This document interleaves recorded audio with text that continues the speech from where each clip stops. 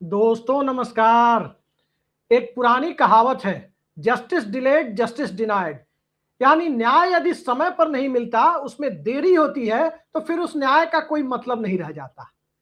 आज supreme court में चुनाव आयुक्तों की नियुक्ति वाले नए कानून के ऊपर याचिका पर सुनवाई शुरू हुई और उस याचिका पर सुनवाई के दरमियान केंद्र सरकार के वकील की तरफ से उस याचिका को खारिज करने की मांग की गई, जिसे सुप्रीम कोर्ट की सुनवाई कर रही बेंच ने खारिज करने से मना कर दिया। अब जरा सोचिए, चुनाव आयुक्तों की नियुक्ति का कानून बन गया, चुनाव आयुक्त भी बन गए। चुनाव आयुक्तों ने बंगाल में भारतीय जनता पार्टी का कब्जा भी करा दिया, वोटर लिस्ट से 27 लाख लोगों के नाम काटकर। वैसे तो 90 लाख लोगों के नाम काटे। उसके बाद वीडियोग्राफी की फुटेज जो अभिषेक बनर्जी मांग रहे हैं, वो देने से चुनाव आयोग मना कर रहा है। पोलिंग बूथों की वीडियोग्राफी की फुटेज जब राहुल गांधी कहते हैं, उसकी मांग करते हैं, तो उसे बहु बेटियों की इज्जत के साथ जोड़कर चुनाव आयुक्त ज्ञानेश कुमार मना कर देते हैं। उस वक्त तक सुप्रीम कोर्ट में इसकी सुनवाई नहीं होती, लेकिन गंगोत्री से गंगा सागर तक भारतीय जनता पार्टी का शासन उत्तराखंड, यूपी, बिहार, बंगाल, इस देश के 17 राज्यों में स्थापित हो जाता है। उसके बाद उस याचिका पर सुनवाई शुरू होती है। तो क्या मौजूदा दौर में इसे न्यायपालिका के ढीले ढाले रवैये का परिचायक नहीं माना जाना चाहिए? क्योंकि न्यायपालिका के समक्ष तो पश्चिम बंगाल के 27 लाख वोटर्स का भी मामला पहुंचा था, जो वोट नहीं डाल पाए, जिनकी वोटिंग राइट्स को सस्पेंड कर दिया गया था। और उस वक्त तो सुप्रीम कोर्ट के अंदर विद्वान न्यायाधीशों की तरफ से कहा गया कि कोई बात नहीं, अगली बार वोट डाल लेंगे। लोकतंत्र के साथ इससे बड़ा मजाक नहीं हो सकता था। लेकिन लोकतंत्र के साथ जब मजाक अपनी चरम सीमा पर पहुंच रहा हो, बल्कि सीमाओं को लांघ रहा हो, इस देश के जनादेश पर कोई भरोसा करने के लिए तैयार नहीं हो कि क्या ये जनादेश टेलर मेड है, किसी दर्जी के यहां सिला हुआ जनादेश है, या ये जनादेश वाकई जो जनता चाहती है वही जनादेश आया है।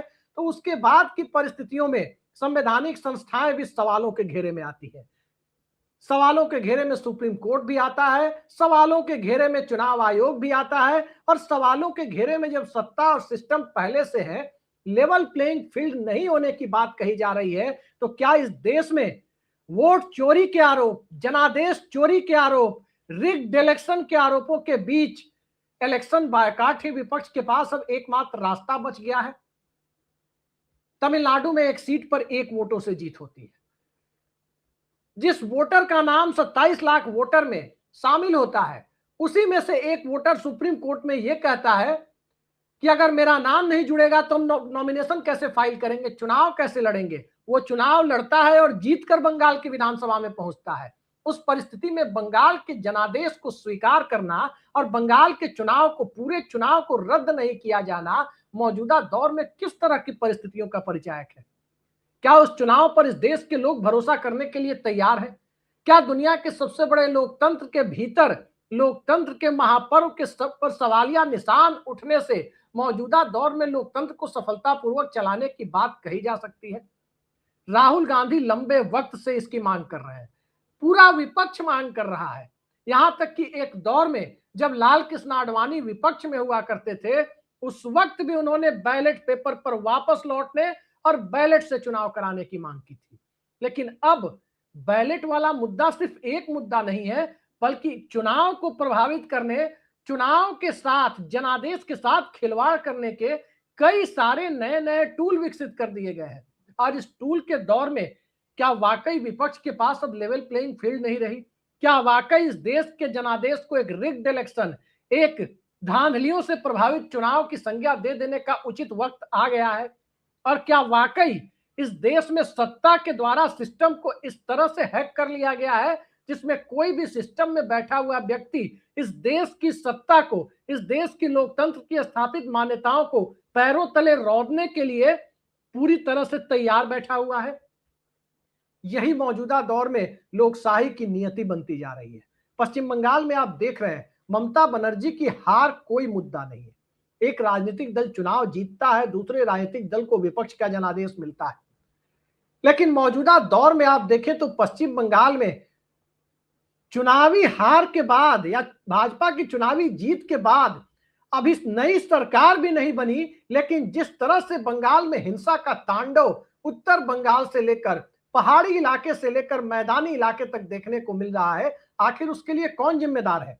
क्या ज्ञानेश कुमार के द्वारा बनाया गया जनादेश, या वो जनादेश जिसे ज्ञानेश कुमार जनता के द्वारा बनाया गया जनादेश मानते हैं, या इन सब के पीछे सत्ता और सत्ता के खेल को एक नेक्सस की तरह चलाने वाली वो मानसिकता, जिस मानसिकता के दायरे में कभी जेम्स माइकल लिंगडो, जो देश के मुख्य न्यायाधीश थे, उन्हें इटली से निर्देश प्राप्त करता हुआ व्यक्ति बताने का इतना संगीन आरोप एक राज्य का मुख्यमंत्री लगा रहा था। क्या वही सिस्टम अब गुजरात से उठकर दिल्ली तक पहुंच चुका है? कई सारे ऐसे सवाल हैं जिन सवालों को पूरा विपक्ष लंबे समय से उठाता रहा है। जनादेश की पूरी प्रक्रिया को देख लीजिए। चुनाव चलता रहता है, लेकिन डायरेक्ट बेनिफिट ट्रांसफर सीधे सीधे खातों में होता रहता है। आचार संहिता के पहले 10,000 रुपए दे दिए गए, 9,000 रुपए दे दिए गए। अनैतिक तो है, गैर कानूनी नहीं है। लेकिन चुनाव प्रक्रिया के दरमियान अगर पूर्व निर्धारित स्कीम का नाम देकर खाते में पैसा दिए जा रहे हैं, उस दरमियान एक तरफ चुनाव चल रहा हो या वोटिंग होने वाली हो, उसके 1-2 दिन पहले खातों में पैसा आ रहा हो या उसी दिन पैसा आ रहा हो, क्या इसके ऊपर चुनाव आयोग अपनी बौद्धिक विकलांगता का सबूत दे रहा है कि उस पर कोई रोक नहीं लगा रहा? किस तरह की परिस्थितियां इस देश में विद्यमान हो गई है, उसका सहज ही अंदाजा आप लगा सकते हैं कि सत्ता और सिस्टम को कॉरपोरेट के साए में इस तरह कैद कर दिया गया है कि अब कॉरपोरेट ही आपकी सत्ता है, क्रोनिक कैपिटलिज्म ही आपका विधान है, और इन सब से आगे बढ़कर दाता और पाता के बीच का रिश्ता सत्ता और सत्ता के मठाधीशों और जनता के बीच में इस रूप में बना दिया गया है कि जनता भी अब इस पूरे सिस्टम को उसी तरह से आत्मसात करने के लिए तैयार तो नहीं हो रही है। दरअसल मैं एक आशावादी व्यक्ति हूं। लोकतंत्र में उम्मीदों का दामन छोड़ा नहीं जाना चाहिए, लेकिन कब? जब लोकतंत्र में धांधलियां भी कानून के लूप होल्स का इस्तेमाल करते हुए की जाती है। लेकिन लोकतंत्र के अंदर कानून को तोड़ मरोड़ करके धांधलियों को ही कानूनी मान्यता देने की परिस्थितियां निर्मित कर दी जाए, तो उन परिस्थितियों में व्यक्ति का निराशावादी हो जाना, समाज का निराशावादी हो जाना एक स्वाभाविक प्रक्रिया है। लेकिन फिर भी मैं आशावादी हूं। राहुल गांधी ने कर्नाटक की महादेवपुरा विधानसभा सीट के वोटर लिस्ट का मुद्दा उठाया। इसके साथ साथ महाराष्ट्र के लोगों ने जब एक बूथ पर, जब उनकी उम्मीदों के मुताबिक नहीं बल्कि उनकी उम्मीदों के विपरीत आंकड़ा काउंटिंग के बाद सामने आया, तो फिर खुद से मॉक पोल करने की कोशिश की, तो प्रशासन की सख्ती के द्वारा उस मॉक पोल को रोक दिया गया, जबकि प्रशासन से उसका कोई लेना देना नहीं था। उसी वक्त ये साफ हो चला था कि आखिर कौन सी पर्देदारी है जहां जनता को उसके लोकतांत्रिक अधिकारों के प्रयोग से भी रोका जा रहा है। एक तरफ सर्वोच्च न्यायालय से न्याय नहीं मिल रहा, दूसरी तरफ चुनाव आयोग सत्ता का पिट्ठू बना हुआ बैठा है। कभी कभी तो ऐसा लगता है कि टीएन शेषन के साथ यदि मौजूदा दौर के चुनाव आयोग की हम चर्चा करते हैं, तो साफ साफ लगता है कि कहीं टीएन शेषन के प्रति हम कोई गाली तो नहीं दे रहे। इस तरह की मानसिकता इस देश के अंदर बनती जा रही है, और ये मानसिकता जब बन रही है तो वोटर लिस्ट का मामला अपनी जगह, लेवल प्लेइंग फील्ड नहीं होने का मामला अपनी जगह, पारदर्शिता को खत्म किए जाने का मामला अपनी जगह, और बैलेट पेपर की वापसी के विरोध में सत्ता और सिस्टम के खड़े हो जाने का मामला अपनी जगह। ये चारों मुद्दों को सुलझाए हुए क्या इस देश में लोकतंत्र को फिर से पटरी पर लाया जा सकता है? आज की तारीख में कहने में कोई झिझक नहीं है कि लोकतंत्र एक नेक्सस का शिकार हो चुका है भारत में, और उस नेक्सस के द्वारा ही अपने इच्छित जनादेश का निर्माण किया जाता है। अब जरा सोचिए, असम के चुनाव को आप देखें। असम के चुनाव में कांग्रेस पार्टी को केवल 19 सीटें मिलती है। 19 सीटें मिली, कोई दिक्कत नहीं है। अगर वाकई जनादेश है तो 19 क्या, अगर एक भी नहीं मिलती तब भी कोई दिक्कत नहीं है। लेकिन 19 सीटें जो कांग्रेस पार्टी को मिलती है, उसमें 18 सीटें एक खास अल्पसंख्यक समुदाय के व्यक्ति जीत कर आते हैं। बंगाल में कांग्रेस को जो 2 सीटें मिलती है, उसमें एक खास अल्पसंख्यक समुदाय के व्यक्ति जीत कर आते हैं, और वो जिस खास अल्पसंख्यक समुदाय के व्यक्ति कांग्रेस के टिकट पर इन दोनों राज्यों में जीत रहे हैं, उससे इन दोनों राज्यों में सत्ताधारी हो रही भारतीय जनता पार्टी के नैरेटिव को आसान बनाना बहुत बहुत आसान हो जाता है। कि कांग्रेस एक खास धर्म विशेष की, संप्रदाय विशेष की पार्टी है। क्या इसे टेलर मेड जनादेश नहीं माना जाना चाहिए? क्या इसे कस्टम मेड जनादेश नहीं माना जाना चाहिए, जहां सरकार भी अपनी, विपक्ष भी अपनी मर्जी का, विपक्ष का कौन व्यक्ति जीतेगा यह भी सत्ता के साथ बैठा हुआ सिस्टम तय करेगा, और इन सबको लोकतंत्र के महापर्व में एक जनता की आहुति के तौर पर दिखाया जाएगा। दरअसल यह सिस्टम की आहुति लोकतंत्र की आहुति लेने जैसा हो गया है। सवाल घूम फिर करके वही आता है, क्या इलेक्शन बायकॉट अब एकमात्र रास्ता पूरे देश के सामने बच गया है? इलेक्शन बायकॉट की स्थिति हम क्यों कह रहे हैं? इलेक्शन बायकॉट की स्थिति इसलिए कह रहे हैं क्योंकि इस सिस्टम के अंदर निदान निकलने की संभावना खत्म हो चली है। जिन राज्यों में बहुत ज्यादा स्टेक भारतीय जनता पार्टी का नहीं है, वहां पर साफ साफ दिखाई देता है कि कुछ बीजेपी ज्यादा करती नहीं। केंद्र की सत्ता में वही है, सिस्टम पर भी हावी वही है, अपने हिसाब से अध्यादेश लाना, अपने हिसाब से कानून बनाना, और कानून तो ऐसा बना देना कि कोई चुनाव आयुक्त यदि रिटायर हो जाए तो रिटायरमेंट के बाद भी उस पर कोई मुकदमा नहीं चलाया जा सके। अब इस तरह का कानून कि जो व्यक्ति सत्ता में रहकर यदि धांधली करता हुआ, पद पर रहकर धांधली करता हुआ पाया जाए, तो धांधली करने वाले व्यक्ति पर रिटायरमेंट के बाद भी मुकदमा ना चले, आखिर कौन सा डर है जो इस तरह का कानून संसद से पास कराया गया? ये सारे सवाल लोकतंत्र की शुचिता पर सवाल है, और इसका जवाब मिलना मुश्किल हो जाता है। जवाब कहीं ना कहीं कड़े फैसलों से विपक्ष और जनता को ही देना होगा। अभी उत्तर प्रदेश, पंजाब, उत्तराखंड के चुनाव होने हैं। पंजाब में भारतीय जनता पार्टी का कुछ स्टेक पर नहीं है, और जिस प्रकार से मैंडेट आएगा, अगर जो जहां चुनाव हुए हैं वहां के जनादेश को देखें, तो जिस प्रकार से आगे इन राज्यों में जनादेश आएगा, उसमें जैसे ही मशीनों पर सवाल उठेगा, जैसे ही चुनाव प्रक्रिया पर सवाल उठेगा, जैसे ही वोटर लिस्ट में नाम जोड़ने, काटने और पारदर्शिता और वीडियोग्राफी पर सवाल उठेगा, वैसे ही कह दिया जाएगा कि अच्छा, पंजाब में भारतीय जनता पार्टी क्यों नहीं जीती, वहां धांधली क्यों नहीं हुई। अपने हिसाब से तथ्यों को तोड़ मरोड़ कर पेश करने का पूरा सिस्टम बना लिया गया है। पंजाब में 13 लोकसभा सीटें हैं, वहां सत्ता और सिस्टम हाथ आए ना आए वो बहुत जरूरी नहीं है, लेकिन उत्तर प्रदेश में 80 लोकसभा सीटें हैं तो हर कीमत पर बरकरार रखना है। बिहार में 40 लोकसभा सीटें हर कीमत पर बरकरार रखना है। महाराष्ट्र में 4 महीने पहले के लोकसभा चुनाव के दरमियान जो जनादेश आया, उस जनादेश को 4 महीने बाद विधानसभा में पलट देना है, ताकि अगले लोकसभा चुनाव के दरमियान सत्ता और सिस्टम अपने हाथ में रहे। तो वहां के लिए तमाम काम अपने हिसाब से करने हैं। बंगाल में 42 लोकसभा सीटें हैं, हर कीमत पर चाहिए, ताकि 240 का आंकड़ा 272 तक पहुंचने में आसानी हो। तो वहां के लिए धांधलियों के तमाम सीमाओं को पार कर लिया जाएगा। यही मौजूदा दौर में सत्ता के साथ मिलकर सिस्टम और संस्थाएं करती हुई प्रतीत हो रही है। तो इस परिस्थिति में 4 मांगे तो मोटे तौर पर विपक्ष को रखनी चाहिए, अन्यथा उत्तर प्रदेश समेत आगामी लोकसभा चुनाव का बहिष्कार कर देना लोकतंत्र के हित में ज्यादा प्रतीत होता है। चुनाव बहिष्कार एक दौर में अकाली दल ने भी पंजाब में किया था, उसे भरोसा नहीं था, किसी ने उसे देशद्रोही नहीं कहा। 96 के लोकसभा चुनाव का बहिष्कार नेशनल कॉन्फ्रेंस ने किया था, किसी ने उसे नहीं कहा कि ये देशद्रोही है। एक दौर में बाला साहब ठाकरे की पार्टी ने अपनी पार्टी का रजिस्ट्रेशन कराने के बावजूद महाराष्ट्र के चुनाव में हिस्सा नहीं लिया था, किसी ने बाल ठाकरे को देशद्रोही नहीं कहा था।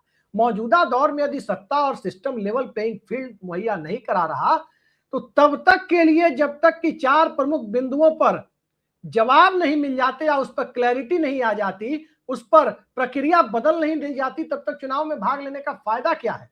जरा उन 4 मुद्दों को देख लेते हैं। पहला, बैलेट पेपर के दौर की वापसी हो। जापान से लेकर अमेरिका तक तमाम बड़े देश बैलेट पेपर पर यकीन करते हैं, किसी मशीनी सिस्टम पर यकीन नहीं करते। लेकिन भारत में बैलेट पेपर की वापसी से सत्ता और सिस्टम घबराता क्यों है? पश्चिम बंगाल में जो बैलेट पेपर की काउंटिंग हुई है, उसमें 200 से ज्यादा सीटों पर तो भारतीय जनता पार्टी को ही बैलेट के मामले में बढ़त मिली है। जो इलेक्शन ड्यूटी में लगे हुए लोग हैं या जो आर्मी में है, पैरामिलिट्री फोर्सेज में है, वो बैलेट पेपर के माध्यम से अपना वोट डालते हैं। उनमें भारतीय जनता पार्टी को ही बढ़त मिली है बंगाल में, फिर बैलेट पेपर के मामले में बीजेपी इतना डरती क्यों है? दूसरा महत्वपूर्ण सवाल इसी के साथ जुड़ा हुआ ये उठता है कि वोटिंग और काउंटिंग की प्रक्रिया को, उसकी वीडियोग्राफी को सभी पक्षों के लिए सुलभ कराया जाए।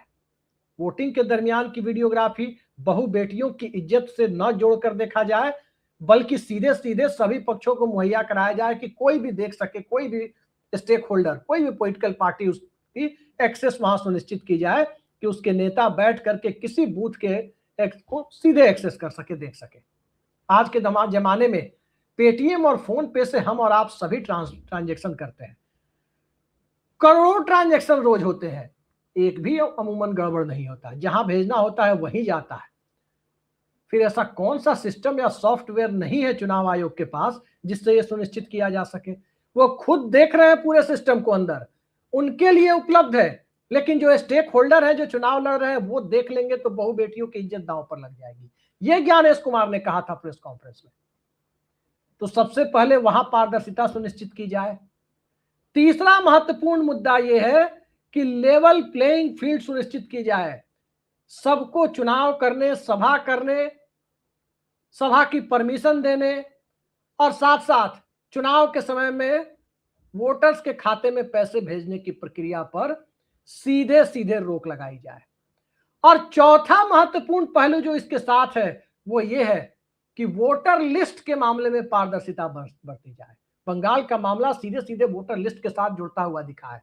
दो ही जगह बंगाल में धांधलियों के आरोप लग रहे हैं, एक वोटर लिस्ट के मामले पर कि आखिर 90 लाख लोगों के नाम काटे गए और 27 लाख लोगों की दावेदारी के बावजूद उन्हें बाहर रख दिया गया वोटिंग के सिस्टम से। ये कौन सा न्याय है? ये कौन सी लेवल प्लेइंग फील्ड है? और ये कौन सा वोटर लिस्ट साफ सुथरा बनाया गया है? ये सारे सवाल दरअसल ऐसे सवाल हैं। और बंगाल के अंदर तो एक दूसरा सवाल भी अभिषेक बनर्जी ने उठा दिया कि 12 बजे के बाद जो काउंटिंग हुई, उस काउंटिंग की वीडियोग्राफी उपलब्ध कराई जाए, क्योंकि उनके मुताबिक टीएमसी के पोलिंग एजेंट को धक्के मारकर वहां से निकाल दिया गया। अगर टीएमसी के पोलिंग एजेंट को धक्के मारकर निकाला गया है तो निश्चित तौर पर कुछ ना कुछ ऐसा है जिसे छिपाने की कोशिशें की जा रही है। अब छिपाने की कोशिशें कैसे की जा रही है, इन सब के ऊपर विपक्ष के सोचने का वक्त है। आज की तारीख में यदि राहुल गांधी या अखिलेश यादव इसी सिस्टम के रहते हुए उत्तर प्रदेश के चुनाव में जीत की उम्मीद करते हैं, तो मुझे लगता है कि कहीं ना कहीं ये जनता को धोखा देने जैसी चीज है कि शिकारी आएगा, जाल बिछाएगा, दाना डालेगा, लोभ में उसमें फंसना नहीं, और फिर जाकर वो चुनाव भी लड़ने जा रहे हैं। इस दौर में चुनाव लड़ना और चुनाव का निष्पक्ष होना दोनों दो अलग अलग चीजें हो गई है। और जब चुनाव निष्पक्ष होने की गुंजाइश कम होती जा रही हो, लगातार जो विपक्ष चुनाव लड़ रहा है, चुनाव की निष्पक्षता पर सवाल उठा रहा हो, वोटर लिस्ट का मामला सुप्रीम कोर्ट पहुंच रहा हो और सुप्रीम कोर्ट में भी ये कहा जा रहा हो कि कोई नहीं, अगली बार वोट डाल लेना, तो उस परिस्थिति में चुनाव लड़ने का मतलब क्या रह जाता है? इलेक्शन बायकॉट अंतिम विकल्प होता है, लेकिन क्या उस अंतिम विकल्प को आजमाने का वक्त आ गया? ये सवाल मैं अपने दर्शकों से पूछता हूं। कमेंट बॉक्स में जरूर बताएं कि क्या वाकई भारत का लोकतंत्र एक ऐसे दोराहे पर पहुंच चुका है जहां से निकलने का एकमात्र रास्ता यही दिखाई देता है। आज के लिए इतना ही। नमस्कार।